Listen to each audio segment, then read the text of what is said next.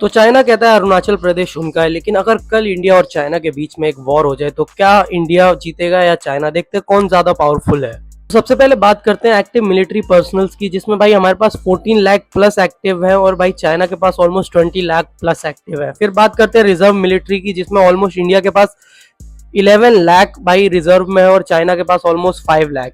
फिर बात करते हैं टोटल एयरक्राफ्ट की, जिसमें हमारे पास 2291 एयरक्राफ्ट है और चाइना के पास 3304 एयरक्राफ्ट है।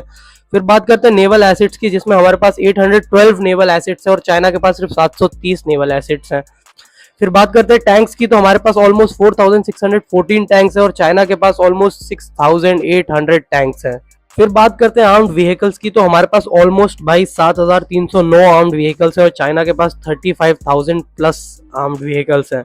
फिर बात करते हैं मेजर मिसाइल्स की, तो इंडिया के पास भाई जो मेजर मिसाइल्स हैं वो है अग्नि 5, जिसकी भाई 5000 प्लस किलोमीटर्स की रेंज है। फिर है अग्नि 4, जिसकी 4000 प्लस किलोमीटर्स की रेंज है। फिर हमारे पास क्लोज कॉम्बैट के लिए है ब्रह्मोस मिसाइल, जिसकी भाई 290 किलोमीटर की रेंज है, और पृथ्वी 2 मिसाइल, जिसकी 350 किलोमीटर की रेंज है।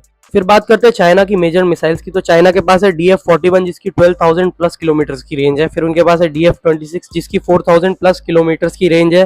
फिर है उनके पास DF-21D, जिसकी भाई 1500 किलोमीटर की रेंज है, और उनके पास है DF-17, जिसकी भाई सिर्फ 2500 किलोमीटर की रेंज है।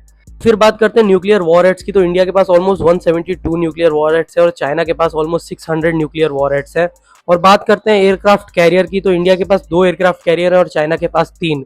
लेकिन अगर हम डिफेंस बजट की स्पेंडिंग देखें एज ऑफ 2024, तो इंडिया ने सिर्फ $86 बिलियन स्पेंड करे हैं और ऑलमोस्ट चाइना के साथ compete कर लेते हैं, और चाइना हमसे डबल स्पेंड करता है $235 बिलियन।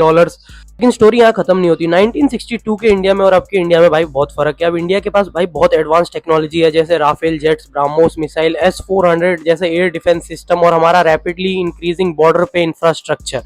लेकिन सिर्फ नंबर से कोई विनर डिसाइड नहीं होता। चाइना ओवरऑल भाई हमसे ज्यादा बड़ा है नंबर्स में, लेकिन भाई अरुणाचल प्रदेश को अगर डिफेंड करने की बात आई तो भाई अरुणाचल प्रदेश की जियो पॉलिटिक्स, वहाँ की भाई पहाड़, भाई इन सब कैसे वहाँ पे डिप्लॉयमेंट होती है, वहाँ पे स्ट्रेटेजी से भाई वॉर जीती जाती है, नंबर से नहीं।